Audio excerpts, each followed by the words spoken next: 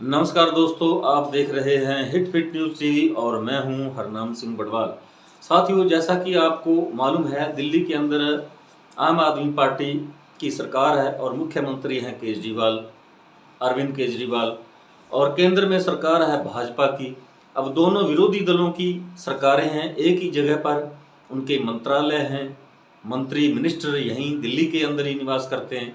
और जैसा कि आपको मालूम है, अब केंद्र सरकार का जितना भी मंत्रालय हैं, जितने भी मंत्रालय हैं, या खुद प्रधानमंत्री हैं, या प्रधान पार्लियामेंट है, सचिवालय है, जो कुछ भी है, पूरे देश की जो बागडोर है यहीं से, दिल्ली से चलती है। लेकिन यहाँ भाजपा को सफलता नहीं मिल रही। दिल्ली के अंदर वो दो तीन तीन बार आम आदमी पार्टी से मात खा चुकी है। और अरविंद केजरीवाल और लेफ्टिनेंट गवर्नर, जो कि केंद्र का नुमाइंदा होता है और उसके देख रेख में जो है दिल्ली सरकार काम करती है, दोनों के बीच, यानी लेफ्टिनेंट गवर्नर और दिल्ली की जो सरकार है, दिल्ली प्रदेश की, दोनों के बीच हमेशा ही टकराव आपने सुना होगा, देखा होगा। और जैसा कि आपको मालूम है, जो अभी 2-4 दिन पहले कोर्ट से, न्यायालय से भी निर्णय जो केजरीवाल के पक्ष में आया और उन्हें जो अधिकारी हैं, बड़े अधिकारी हैं, तो अधिकारियों कर्मचारियों के स्थानांतरण और पोस्टिंग का जो है उन्हें अधिकार मिला है। लेकिन कहीं ना कहीं भाजपा, जो केंद्र की सरकार है, उनका नुमाइंदा लेफ्टिनेंट गवर्नर है, जो उनके हर काम में अड़ंगा लगाता रहता। इस प्रकार की जो अरविंद केजरीवाल है मुख्यमंत्री, हमेशा ही शिकायतें उनकी होती हैं और दोनों ही सरकारों के बीच टकराव होता रहता है। ये आम बात हो गई है। अरविंद केजरीवाल हमेशा ही आरोप लगाते रहे हैं कि चाहे वो शिक्षा की नीति हो, शराब की नीति हो, दिल्ली के मैनेजमेंट की हो, हर जगह जो है लेफ्टिनेंट गवर्नर अड़ंगा डालता है, इंटरफेयर करता है, इंटरवेन करता है, उन्हें काम नहीं करने देता। तो इस बात को लेकर जो है वो भाजपा और मोदी सरकार को आड़े हाथों लेते रहते हैं। वो कभी मोदी की शिक्षा पर भी सवाल खड़े करते हैं, अमित शाह को तड़ीपार के नाम पर वो हमेशा ही कोसते रहते हैं और आरोप लगाते रहते हैं, उन्हें गुंडा तक कहते हैं। और हमेशा ही, यानी जो है, अरविंद केजरीवाल सुर्खियों में रहते हैं।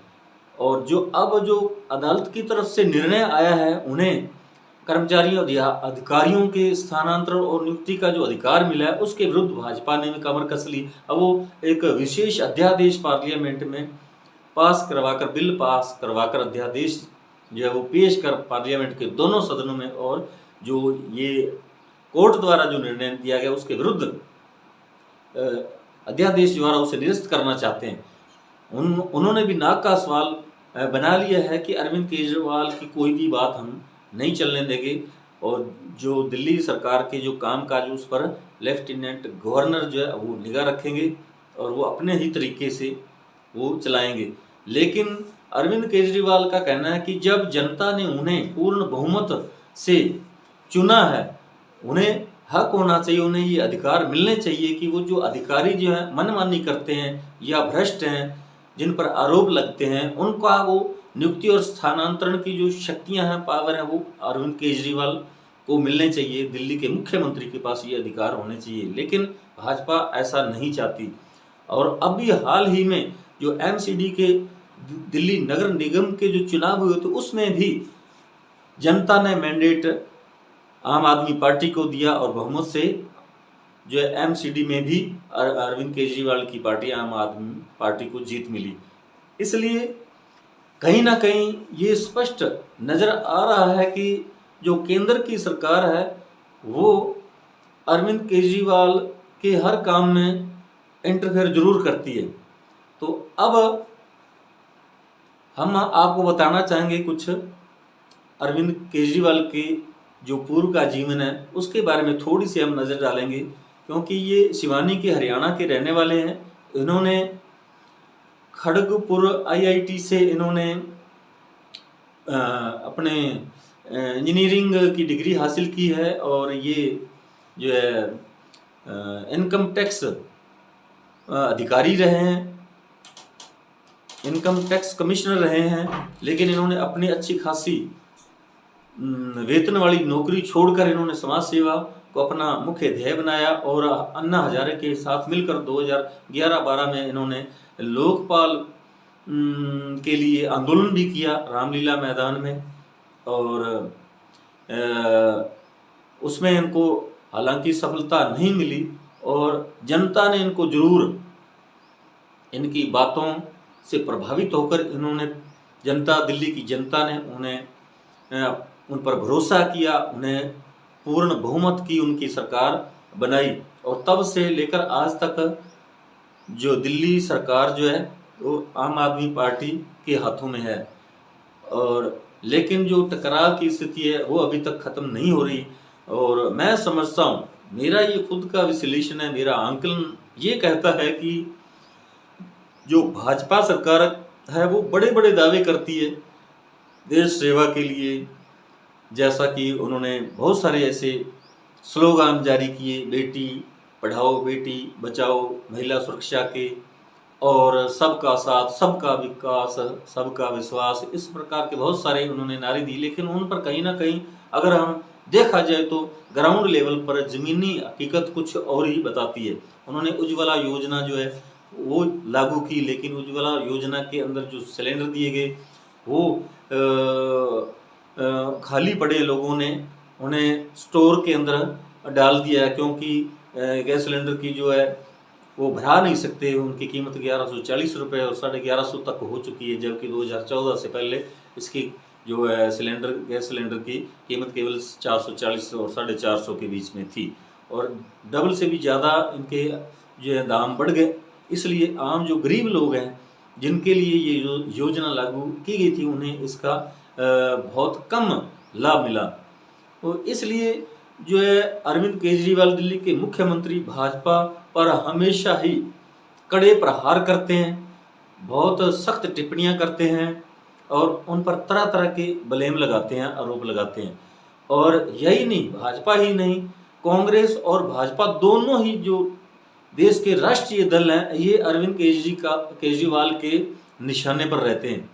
और कहीं ना कहीं अरविंद केजरीवाल ने सबसे ज़्यादा अगर कहीं किसी पार्टी का नुकसान किया है तो वो है कांग्रेस पार्टी, क्योंकि जो पिछले जो चुनाव हुए थे गुजरात में, विधानसभा चुनावों में भी अगर आम आदमी पार्टी गुजरात में चुनाव नहीं लड़ती और अगर ये आम आदमी पार्टी नहीं होती तो कांग्रेस की सरकार गुजरात में आ सकती थी। लेकिन आम आदमी पार्टी ने कांग्रेस का वोट बैंक जो है वो अपने पाले में किया है। और इसी प्रकार पंजाब में जो भगवंत मान की जो अब सरकार चल रही है, आम आदमी पार्टी की सरकार है पंजाब में, वहाँ भी कांग्रेस को ही इन्होंने, कांग्रेस का जो वोट बैंक था वो अपने पाले में किया और वहाँ शासन स्थापित किया। और जो 2011-12 में वहाँ दिल्ली के अंदर, दिल्ली प्रदेश में, दिल्ली राज्य में जो कांग्रेस की सरकार थी उसे भी कहीं ना कहीं अरविंद केजरीवाल ने ही मात दी और वहाँ सरकार बनाई। तो अब कल अरविंद केजरीवाल ने जो भाजपा जो पार्लियामेंट के अंदर इस प्रकार का एक अध्यादेश ला रही है जिसमें वो विरोध कर रहे हैं कि जो दिल्ली के मुख्यमंत्री उसके पास जो कर्मचारियों अधिकारियों की नियुक्ति और स्थानांतरण के अधिकार उसे नहीं मिलने चाहिए। तो इसके विरुद्ध वो कह रहे हैं, उन्होंने कल प्रेस कॉन्फ्रेंस की और उन्होंने अपील की है, सभी विरोधी विपक्ष के सामने ये अपील की है और कहा है कि लोकसभा जो है उसके अंदर जो राज्यसभा है, राज्यसभा में वो सभी राजनीतिक दलों से अपील करेंगे कि वो अध्यादेश जो है भाजपा ला रही है बिल, उसे पास नहीं होने दे। और वो कह रहे हैं कि कई विपक्षी दलों के नेताओं से उनकी फ़ोन पर बात भी हुई है और उन्होंने यह भरोसा दिलाया कि वो अरविंद केजरीवाल की जो बात है उसको मानकर इस बिल का विरोध करेंगे और इसको पास नहीं होने देंगे। अब ये तो आगे समय बताएगा कि राज्यसभा के अंदर जो विपक्षी दल हैं वो अरविंद केजरीवाल की जो बात है उस पर अमल करेंगे या नहीं करेंगे, तो ये तो समय ही बताएगा। तो आइए हम आपको सुनवाते हैं अरविंद केजरीवाल ने कल मीडिया से मुखातिब होते हुए क्या कहा। और इसी के साथ साथियों मेरी अपील है आपसे कि यदि आपने हमारे हिट पिट न्यूज़ टीवी चैनल को अभी तक सब्सक्राइब नहीं किया है तो प्लीज़ कृपया इसे सब्सक्राइब करें, शेयर करें, लाइक करें। आपका बहुत बहुत शुक्रिया, धन्यवाद, राम राम, सत श्री अकाल। तो दिल्ली के लोगों के बीच में जाऊंगा मैं अब, और बहुत जल्दी दिल्ली के अंदर महारैली की जाएगी। और मुझे जिस तरह से रिएक्शन आ रहे हैं जनता के, मेरे को लगता है कि इस बार दिल्ली के अंदर भारतीय जनता पार्टी को जनता एक भी 7 में से एक भी सीट नहीं देने वाली। जनता बहुत नाराज़ है इनके हथकंडों से, इनकी तानाशाही से और इनकी गुंडागर्दी से। मैं आज इस मंच के ज़रिए सभी अपोजिशन पार्टीज़ को अपील करना चाहता हूँ कि राज्यसभा के अंदर जब ये बिल आएगा, ऑर्डिनेंस जब बिल के रूप में पेश किया जाएगा, इसे किसी भी हालत के अंदर राज्यसभा में पारित नहीं करवाना। मैं खुद एक एक पार्टी के नेताओं से जाके मिलूंगा, उनसे समर्थन मांगूंगा कि इस बिल को अपोज करना है, ये जनतंत्र के खिलाफ है, किसी भी हालत में हमें इस बिल को पास नहीं होने देना राज्यसभा के अंदर।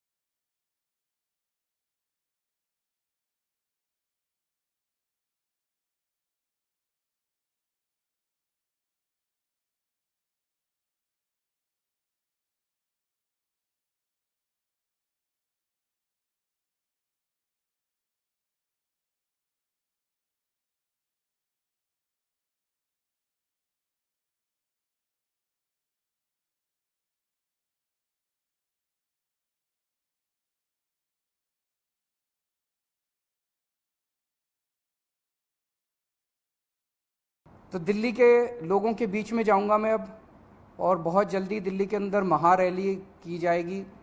और मुझे जिस तरह से रिएक्शन आ रहे हैं जनता के, मेरे को लगता है कि इस बार दिल्ली के अंदर भारतीय जनता पार्टी को जनता एक भी 7 में से एक भी सीट नहीं देने वाली।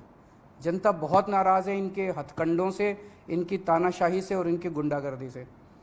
मैं आज इस मंच के ज़रिए सभी ऑपोजिशन पार्टीज़ को अपील करना चाहता हूं कि राज्यसभा के अंदर जब ये बिल आएगा, ऑर्डिनेंस जब बिल के रूप में पेश किया जाएगा, इसे किसी भी हालत के अंदर राज्यसभा में पारित नहीं करवाना। मैं खुद एक एक पार्टी के नेताओं से जाके मिलूंगा, उनसे समर्थन मांगूंगा कि इस बिल को अपोज करना है, ये जनतंत्र के खिलाफ है, किसी भी हालत में हमें इस बिल को पास नहीं होने देना राज्यसभा के अंदर।